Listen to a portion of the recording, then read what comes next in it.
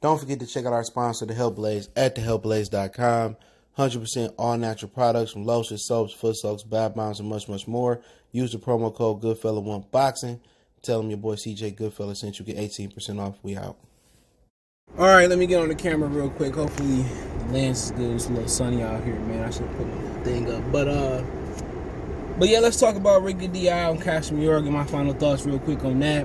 They both weighed in at the good weight of, Rigondeaux came in at 117.5, and WBO champion Riel Casimero came in at 100, and he came in at 118. So I think it's a really good fight.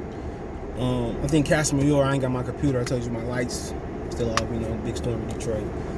Even though my lights went on after the storm, but I know Rigondeaux left hand. I think Casimero orthodox. Really, the thing in this fight is, it's kind of three keys to this fight.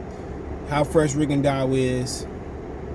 How Rigondeaux fight. I know he's been trying to be more exciting with the PBC. And also how real is Riel Casimero. Okay, he beat Tite, and he got a lot of questionable losses on his resume.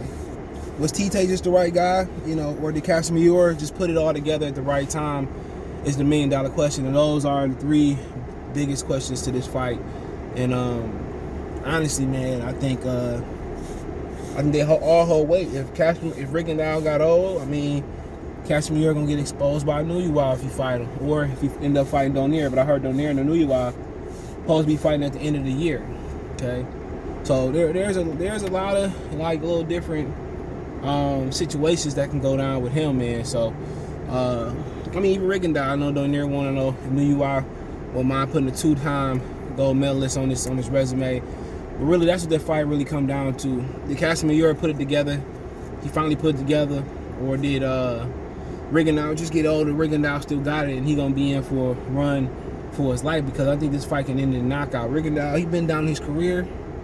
People say he chinny, but he ain't got no weak chin. He get off the canvas and knock you out. Rigondeaux got real power. Rigondeaux is naturally a counter puncher. Rigondeaux, Casimero don't keep everything tight.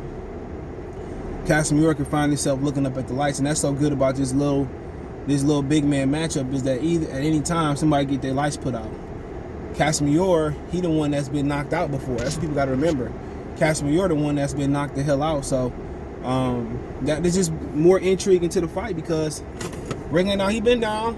He been down, but for him be coming in at 117.5, I think his power just that much more dangerous at this weight class, because at 122 he was cracking. At 122 he was cracking. His only stoppage, my bad, he did get stopped, was by Lomachenko. He quit, people said.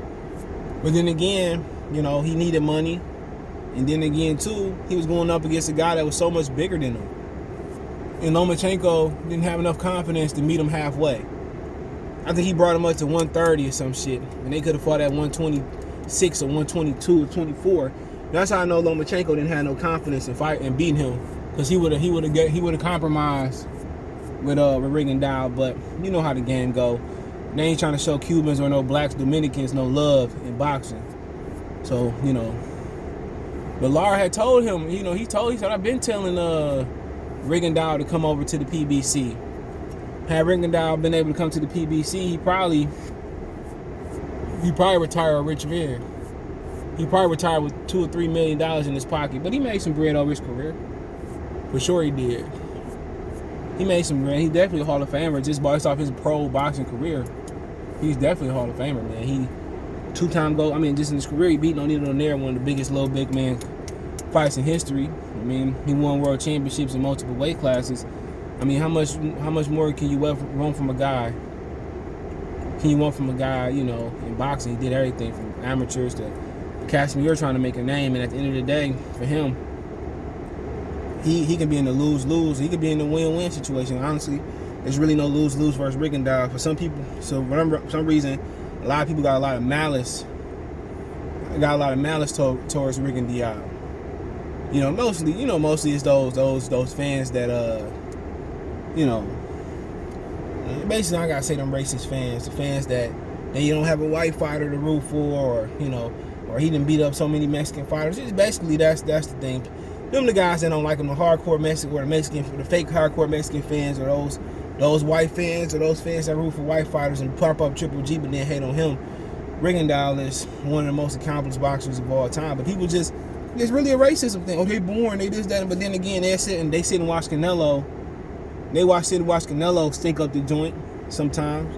I mean, it is what it is, but it's just some program for people not to like the Cuban fighters, and they do got to acquire taste. But Rigondeaux, he don't throw, but he bring power. When he do throw, he's throwing with bad intentions. So that's one thing we can say about Rigondeaux. When he do throw, he coming to turn your lights off for sure. You know, when he do throw, it's over with. When he do throw, you're gonna be looking up at the ceiling. What DMX said, what'd he say? I forgot what he said. He said, the preacher telling the truth. You looking at the roof of the church and the preacher telling the truth and it hurt. Bars. But like I said, I think this is a bar from Rigondeaux showing up super duper old, barring from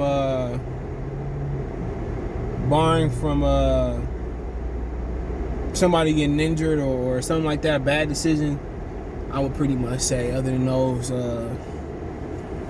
like you said, those little caveats or those little things to look out for. This a can't miss fight. Other than those things, man. But Casimero got something to prove too. He looking for validity. Rigondeaux looking to show that, you know, if he can unify these titles, man, that Lomachenko, and everybody know that bullshit didn't count. That to me, everybody know that fight didn't count, man. We know what it was, man. And he might go down as one of the greatest small fighters of all time.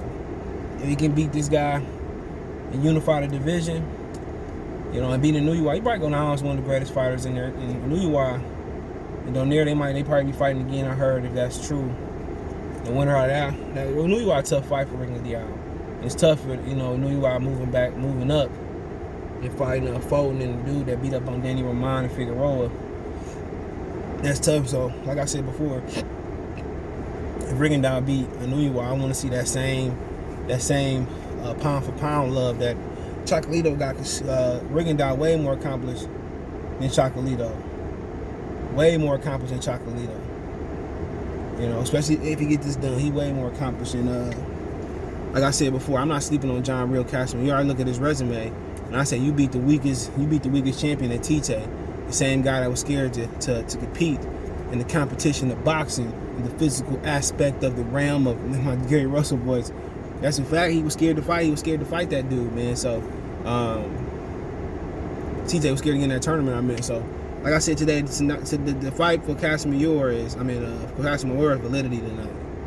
He's looking for validity as a champion. He's one of the best fighters in the world, getting past Rigondeaux. Rigondeaux looking to continue to pad his Hall of Fame resume, is trying to go down as one of the greatest small fighters in this world. If he can get past this Casimero, get past O'Neal, and you are winner, I think you got to give him that crown. There's been a lot of great small fighters throughout the time.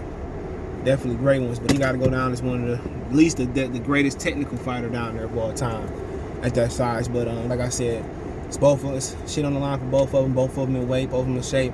It looked like they was looking like on the scales. Casimero team that wasn't sure if he was gonna make the weight, but shit, he made it. And shit, we got to fight after all these fights canceled. This, you know, only difference between Wilder, Fury, Errol and Pacquiao. If you didn't know the names and it wasn't about the weights, if you didn't know the names and it wasn't about the weights, this would probably be these two fights tonight. I know for sure. I don't know about the ESPN card. These two fights tonight would be the biggest thing smoking as far as action and what you're gonna get for value. So, I mean, we'll see what happens, man. I look forward to seeing what they do in the sport of boxing. But like I said, it's gonna be tough tonight. Some great fights, and I think you might get better fights than what you would have out the cancel fights you got. You know, you get better competitive, action-packed fights tonight. So, I mean, I look forward to the fights tonight, man. I look forward to all the fighters competing tonight. My power's still out, so I'm gonna have to stream it from somewhere. So we'll see what happens. But hey, hit the thumbs up button, share the video, subscribe to the channel, on my social media link subscription. If you want to advertise on the channel, video request, chop it up. whatever you want to do. Hit me up. Twitter's the fast way, Facebook, Instagram. Also got a Facebook group. Want to make a financial donation? Cash App CJ Good 313. That's the description. PayPal link there as well too. Venmo CJ Good 313. Other than that, man, best way to donate, thumbs up, share the subscribe to the channel. Let me know what you think in the comment section one time. Big Fella Sports TV. Peace.